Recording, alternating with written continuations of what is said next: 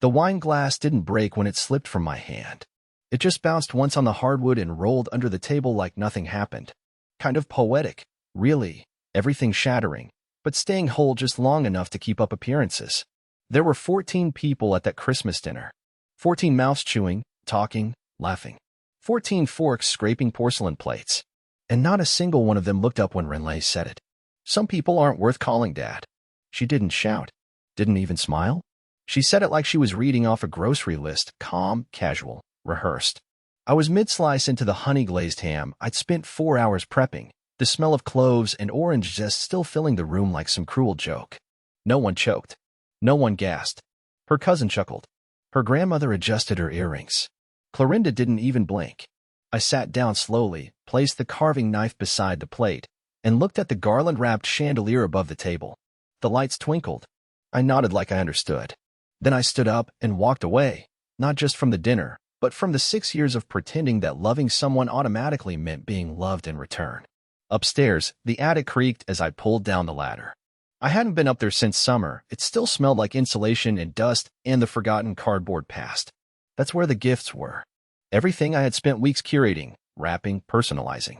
A stack of effort with her name scrawled across every shiny bell. I carried it all down. Not angrily. Not dramatically. Just purposefully. The tree was still lit. Clorinda was now in the kitchen pretending to rinse dishes while keeping one eye on me. I didn't say a word. I grabbed my coat, opened the door, and left. I didn't go to a friend's. Didn't drive to a bar or call anyone. I ended up in a dim parking lot behind a pharmacy, watching snow fall onto the windshield, wipers twitching like they were nervous to move. My fingers hovered over the transfer button in the banking app for 10 full minutes. The college fund was in my name. I'd set it up when Renlee turned 15, after she got into digital illustration. It had grown, slowly, but steadily. $58,000. Just sitting there. I tapped the screen. The transfer processed. Gone. Not out of anger. Not out of revenge. But because I finally accepted something I had avoided for far too long. I wasn't part of that family, not really. I had been a placeholder. A substitute teacher everyone ignores the second the real one walks back in. But here's where things get strange. 2 days later, I got a call from the registrar's office at her college. They asked if I was still planning to submit the final tuition payment. Confused, I asked why it hadn't already been covered. That's when they told me something that froze the blood in my veins. There was no scholarship. There was no financial aid package. Renlee had never even applied for any. And Clorinda had known. That moment? That was when I realized this went deeper than a cruel holiday jab. This wasn't just about a teenager's attitude. This was about secrets. Old ones. And what I uncovered next made the Christmas dinner look like a warm-up act. I didn't sleep the night I found out. I just sat there in the living room, staring at the soft blinking of the Christmas tree lights while the furnace hummed its tired song through the walls. Clorinda never asked why I hadn't come to bed. Or maybe she just didn't want to deal with the answer. Honestly, I wasn't even angry. Not yet. I was something worse, hollow. Like someone had reached into my chest and scooped everything out, leaving me to sit there and pretend I was still a person. That phone call from the registrar's office wouldn't leave my mind. According to them, there was never a payment submitted for Renlee's final semester. No scholarship. No FAFSA.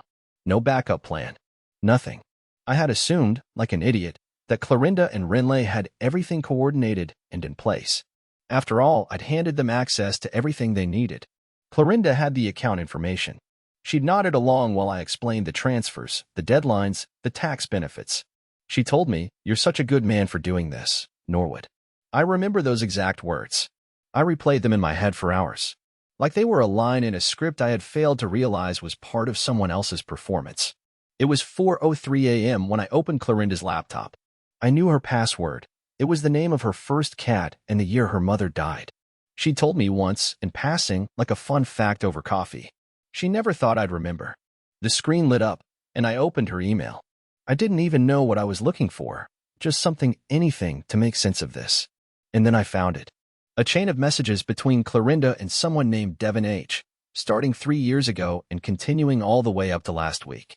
The subject line on one stood out like a wound. She doesn't suspect anything. The body of the email was worse. She thinks the money is all going to tuition. I feel sick lying to him, but it's not like he's really Renlee's dad. He'll be fine. Norwood's too passive to ever push back. Let's just get through the spring, and then we can finally make plans without the guilt. I read that line 5 times. He's too passive to ever push back. I didn't cry. I didn't scream. I didn't throw anything. I just stared at her words, like maybe if I read it enough times, it would change. That maybe she was talking about someone else. But there it was. My name. My reality. Casually typed into a digital betrayal, wrapped in HTML and hidden between appointment reminders and store coupons.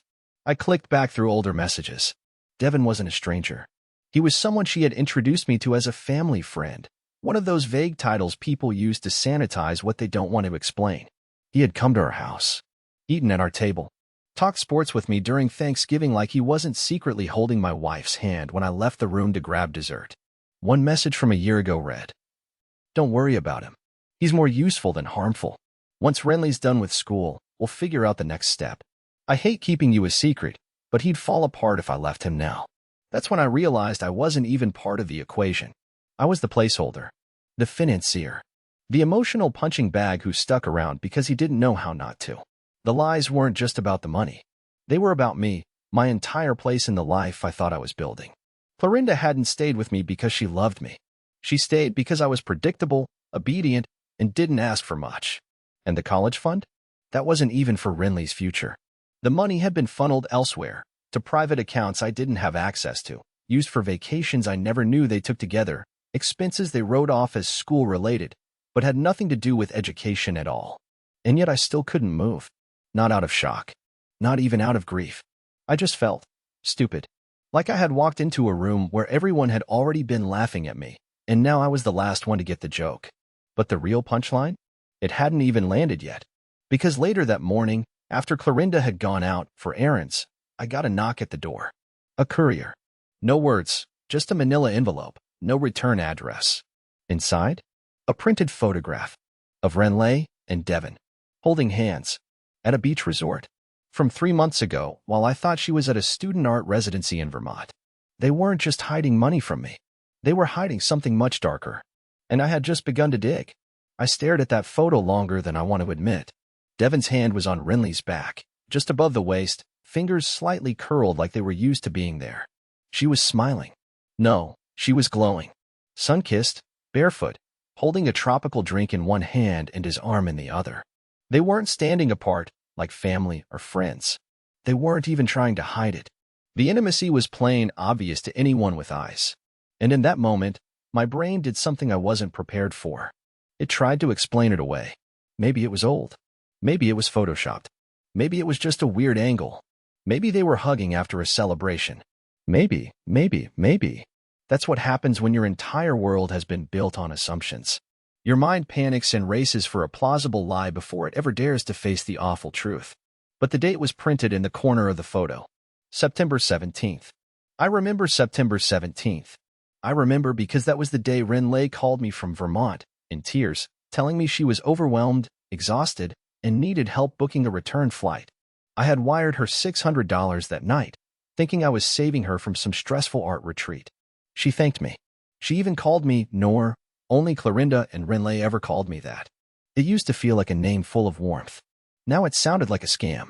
I took the envelope and flipped it over again, looking for something, a clue, a note, anything. But there was nothing. Just the photo, thick and glossy, folded neatly into a message I wasn't supposed to see. And that terrified me more than the image itself. Someone wanted me to know. But who? I didn't ask Clorinda about it when she got home. She waltzed in like she always did, humming to herself, Target bag swinging from her wrist like it was some shiny badge of normalcy. I watched her move through the house, our house, opening the fridge, tossing receipts, replying to texts. And I realized something else. She wasn't just lying to me. She was comfortable doing it. That night, I couldn't sleep. Again, I sat in my car, parked 2 blocks away under the dim orange glow of a streetlight, staring at the steering wheel like it had answers. I pulled out my phone, opened Renly's public social media profile, the one she never used much. Nothing suspicious, just filtered photos of smoothies and sunsets and random memes. But I noticed something odd. One of the tagged photos, from early September, showed her standing outside a resort I recognized. Not because I'd been there, but because Devin had once bragged about his timeshare there. He brought it up during one of those awkward dinner conversations where he tried to make me feel small by talking about his investment portfolio. So I dug deeper. His profile was mostly private, but one of his old posts, from months ago, featured a blurred background that matched Renly's tagged photo exactly. Same fountain, same tile pattern, same week. My stomach turned. And that's when the pieces started falling into place, horrifying, jagged pieces. Clorinda and Devon weren't just cheating. They were orchestrating something. Something that went beyond lies and betrayal. Renly was part of it. I couldn't sleep. Couldn't eat. I just kept replaying the timelines over and over again. And I started asking myself questions I never thought I'd ask. What if Renly's cruelty toward me wasn't a teenager lashing out? What if it was taught? Encouraged? Worse, what if she never saw me as a stepfather at all, but as an obstacle? The next morning, I decided I couldn't play dumb anymore. I couldn't just stew in the shadows of my own home while they smiled through their deception like I was nothing but background noise. So I made coffee, took a breath, and calmly told Clorinda, "I think we should talk." She looked up, surprised, not scared, not defensive, just mildly annoyed, like I'd interrupted her thoughts. "Sure," she said, "what about?" I placed the photo on the table between us. No words, no accusations, just silence. She stared at it, blinked, tilted her head slightly like it was a menu in a language she didn't speak. Then, with the most chilling composure I've ever seen, she said, "Where did you get this? Not it's fake. Not this isn't what it looks like. Just, where did you get this?" That's when I knew. Every shred of doubt I had left died in that moment. She didn't deny it because she couldn't. And what she said next, it's burned into my memory. Forever. Clorinda picked up the photo with a steady hand, but I saw the way her thumb twitched slightly as she held it. That tiny, involuntary flick of the muscle. It was the only real emotion she showed. She stared at the image for a long time, as if waiting for it to blur or change, maybe hoping it would disprove itself. But it didn't. Devon's hand was still on Renly's lower back. Renly's smile still stretched wide. The sky was still blue. Their betrayal was still frozen in color, right there between us on the table, where we once played cards and ate soup and talked about what color to paint the guest room. "Where did you get this?" she repeated, quieter now. Almost rehearsed. "I didn't," I said. "It was delivered. No note. Just that." She finally looked up at me, and her eyes weren't angry. They were calculating, trying to assess the damage, weigh the fallout, determine whether this was salvageable or if she needed to pivot. And then, with this strange, theatrical sigh, she placed the photo back on the table and leaned back in her chair like she'd just dropped the act entirely. "I never wanted you to see that," she said flatly. I didn't respond. I just waited. If I opened my mouth, I knew I'd scream, or cry, or beg, and I didn't want to do any of those things anymore. So she kept going. "Look, you were safe. Predictable. You offered stability, and that's what Renly needed back then. You had the job, the house, the calm personality. You didn't ask questions. You just provided. And I needed that." She was explaining it to me like it was some sort of real estate transaction. Like I had been a lease she was ready to end now that the property value had gone up. I think I actually laughed. A weird, dry, broken sound that didn't belong to me. She squinted. "What's funny?" "You," I said. "You're sitting there, justifying all of this like it was a business decision. Like I was part of some strategic life plan you designed with a whiteboard and bullet points." Clorinda didn't flinch. "You were. You're not stupid, Norwood. You always knew I married up from chaos. I had baggage. You offered peace. You were fine with being the background." I shook my head. "I thought I was family." She shrugged. "You were convenient." That word shattered something I didn't even know was still intact inside me. But what destroyed me completely, what changed the entire scope of everything, was what she said next, without blinking. "And anyway, she's not even your stepdaughter." The room stopped. I don't mean it in a metaphorical way. I mean it actually stopped. The hum of the refrigerator, the wind outside, even my heartbeat. Everything went still. "What?" I asked. But I already knew I didn't want the answer. "She's Devon's," Clorinda said, her voice perfectly calm, like she was reciting a grocery list. "Biologically. We never told anyone because it was easier to keep the timeline blurry. But yeah, she's his. Always has been." I stood up so fast the chair fell behind me. My hands were trembling. Not in rage, not yet, but in that awful, disoriented way you shake when your entire identity starts peeling off like old wallpaper. I walked toward the sink, gripped the edge of the counter, and stared out the window. The snow was falling again, dusting the porch like powdered sugar on a cake made for someone else. "You've let me raise her," I whispered, "for 6 years. You've let me invest in her future. You let her call me Nor. You let me believe." Clorinda cut me off. "You were happy to believe it. Don't pretend you weren't. You wanted a purpose. You wanted to feel needed. You got exactly what you wanted." I turned around. "That's not love." She smiled, and it chilled my blood. "No," she said. "It was never love. Not for me." I didn't scream. I didn't hit anything. I didn't say another word. I just picked up the envelope again, walked upstairs, and shut the door behind me. I could still hear her moving around downstairs like nothing had happened, humming some Christmas tune, probably already drafting the next version of her life where I didn't exist. I sat on the bed, breathing slowly, staring at my reflection in the black TV screen. And for the first time in years, I asked myself the one question I'd been avoiding. What if I disappeared? Not to punish them, not to get revenge, just to stop bleeding in front of people who didn't care if I lived or died. That night, I made a plan, but it didn't involve yelling. It didn't involve fighting. It was something else entirely. And the first step began with Renly's college. By morning, everything inside me had crystallized into something cold and sharp. Not anger, not even heartbreak anymore. Just clarity, the kind that settles in after a long storm, when the wreckage is still scattered, but the air feels cleaner somehow. I didn't speak to Clorinda. I didn't even glance at her when she passed by me in the hallway brushing her teeth, humming some mindless tune like the night before had been a dream I made up. She had always been talented at erasing discomfort with silence. She assumed I'd fall back into my quiet role like I always had. Dependable, unthreatening Norwood, the man who didn't raise his voice even when he was on fire. She didn't know I had already made the first move. That morning, I called Renly's college. The same financial office that had called me days before now sounded surprised to hear from me again. I requested a formal breakdown, itemized charges, dates of payment, and most importantly, which accounts they'd been pulled from. I was polite. I didn't give away the shaking in my voice. I thanked them 3 times in a row. Then I logged into the 529 plan one more time. The account was officially closed. The bulk of the funds had already been moved to a separate trust in my name. What Clorinda didn't realize was that I had started preparing for something like this months ago, not because I expected betrayal, but because I had grown tired of watching her take and take without asking. But that wasn't enough. I needed to see the full scale of the lie. So I did something I never thought I'd do. I searched through her desk in the home office, the drawer she always told me was just boring tax stuff. And to be honest, I didn't expect to find much. Some receipts, maybe a few letters. But what I discovered changed everything. At the bottom of the drawer was a slim brown notebook. No title, no design. Just a rubber band keeping it shut like it had something worth protecting. I opened it. Inside were lists, dates, expenses, usernames, password hints. Color-coded. Neat. Precise. One tab was labeled Education, and beneath it were lines that made my throat close.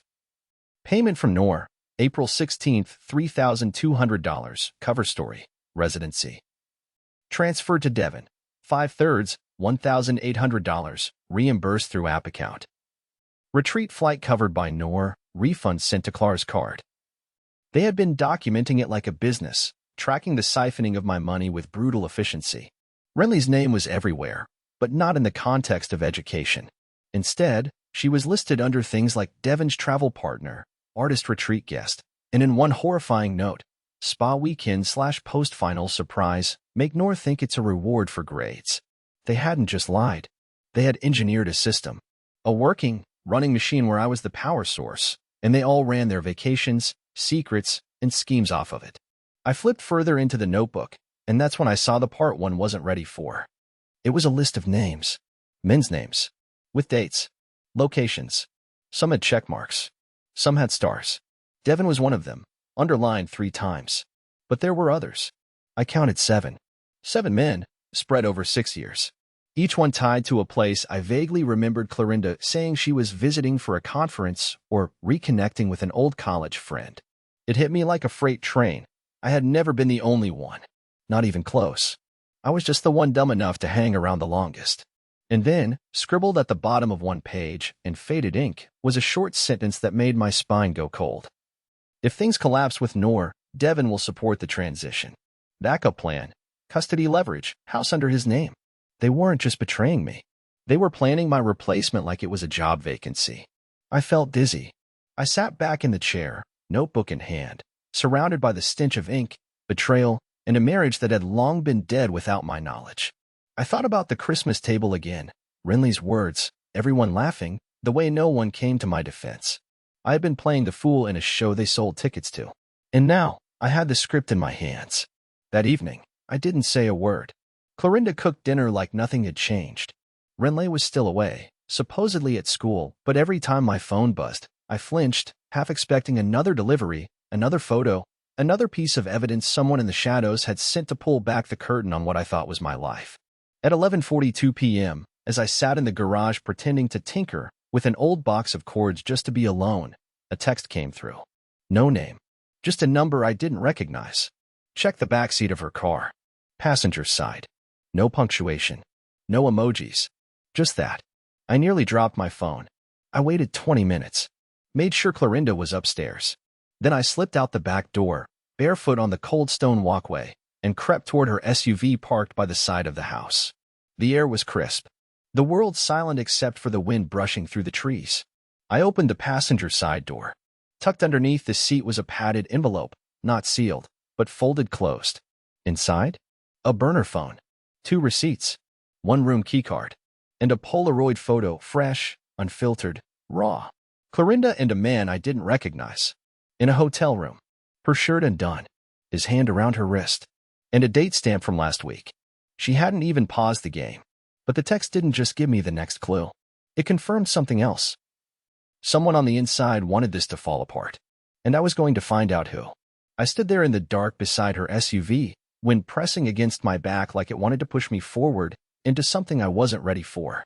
My breath came in short, quiet clouds.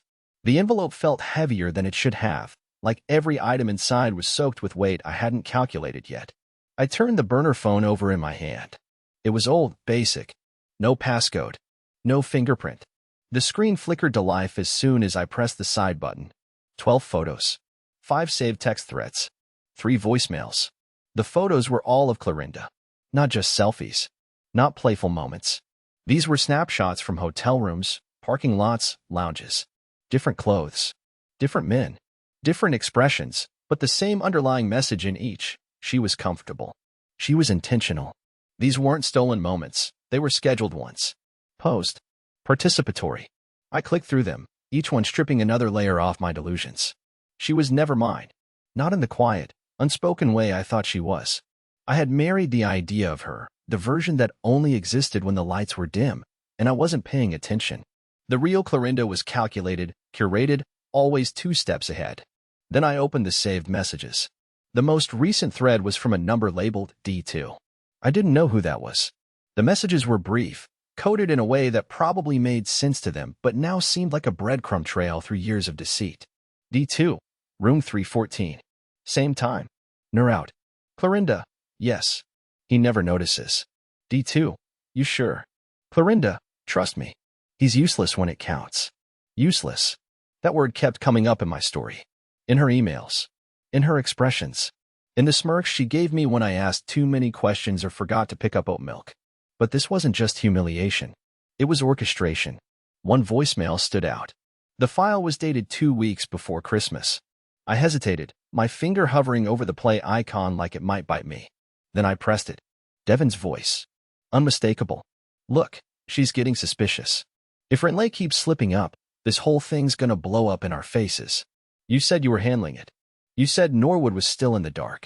If this goes sideways, I'm not taking the fall. You clean this up, or I'm walking. He sounded angry. Rushed. Scared, even. That was the first crack in their polished scheme, someone else panicking. Devin wasn't the mastermind. He was part of it, sure. But he wasn't steering. Which meant someone else was. Or maybe more than one someone. I returned the phone to the envelope and crept back into the house, heart pounding. Clorinda was asleep. I could hear the faint sound of her light snoring, the kind that used to give me comfort, back when I thought shared space meant shared life. The next day, I did something she never expected. I called Renly. She picked up after the second ring. Hey, she said flatly. Not surprised. Not warm. Just neutral. Like I was an obligation. An interruption. I need to talk to you, I said. About what? About your mother. About Devon. About Vermont. A pause. Then she laughed. Not fully, just that uncomfortable, breathy kind of laugh that people use to stall. I don't know what you think you. I saw the pictures, I interrupted. The ones from the resort. The ones with Devon. Another pause. This one longer. I didn't know he'd bring you into it, she finally said. That wasn't part of the deal. That sentence landed like a slap. Deal? She exhaled sharply. Look, I didn't mean for you to find out like this. But I thought you deserved better. You've always been decent. I just couldn't keep pretending anymore. Then help me, I said quietly. Tell me the truth. It spilled out slowly at first. Then all at once. Devon had been around long before I met Clorinda. He wasn't just Renly's biological father. He was a constant, floating in and out of their lives under different roles. A friend, a mentor, a co-parent. Clorinda had used me to stabilize Renly's teenage years while Devon stayed conveniently out of sight, ducking responsibility, but always orbiting close enough to step back in when the timing was right. But that wasn't even the worst of it. According to Renly, Clorinda and Devon weren't planning to leave me. They were planning to remove me, gradually, financially, emotionally. The plan had been to make me question my own worth until I offered up the house, the accounts, the space, all under the illusion that I was simply being generous. And the most horrifying detail? Renly had been the one to send the envelope with the photo. She was the shadow. I thought if you saw it, you'd finally stop pretending, she said. I didn't want to hate you, but you were letting them use you. I needed it to end. I hung up without another word. Not because I was angry, but because I knew I couldn't fix what had already been burned down. I couldn't untangle the years. I couldn't make sense of a girl I raised sending me a picture to destroy what little illusion I had left. But she had given me a gift, whether she knew it or not. Proof. Not just of betrayal. Of premeditated manipulation. That night, I didn't cry. I didn't rage. I opened a new browser tab. Searched for legal names. Scanned real estate documents. Looked into identity protections. I started creating copies of everything. Digital, physical, backed up 3 ways. Because I wasn't going to stay and break piece by piece. No, I was going to vanish. On my terms. And I was going to take back everything they'd built on my name. The plan wasn't born from rage. Not from vengeance either. I didn't want to burn their lives to the ground. I wanted to quietly, surgically remove myself from their equation. Like extracting a poisoned root without disturbing the garden. I had spent years giving, affection, money, time, the kind of invisible energy no one thanks you for. And when it was convenient, they counted on me to stay docile. I would not give them that satisfaction a moment longer. I started by calling out sick for the rest of the week. Not that anyone asked too many questions. I was always the one covering for everyone else. In fact, my manager almost sounded relieved, like he'd wanted to say, take as long as you need, for years but hadn't found the excuse. That gave me cover. I needed time. Not for healing. For building. My first stop was the bank. I didn't raise a fuss. I didn't announce what I was doing. I simply consolidated. I quietly closed the remaining shared accounts. All the ones I had once stupidly added Clorinda to for ease of access. I froze any pending payments, pulled cash, redirected digital assets into a freshly minted trust under a new name. I even changed passwords I hadn't thought about in 5 years. Amazon, PayPal, Google Photos. I sat in the car outside the bank for a long time afterward, the heater blowing softly. A small part of me expected Clorinda to call, to notice. But nothing. Not a peep. She didn't even notice the shift. Because she never paid attention to me, only to what I provided. Next came the house. The deed was in my name. Fully. I had purchased the place 3 years before I met Clorinda. She'd asked if we could update the title after we married. Said it would make things easier for taxes. I'd said I'd think about it. Thank God I never followed through. Now, I contacted a real estate attorney, an old college friend I hadn't spoken to in a decade, but who still remembered me from our sleepy dorm days. I asked about hypothetical property liquidations. He said I'd need to move fast if I wanted discretion. I didn't sleep much those nights. Instead, I inventoried everything. Not just physical objects, memories. Which pictures to take. Which letters to shred. Which gifts to leave behind as a statement, not a keepsake.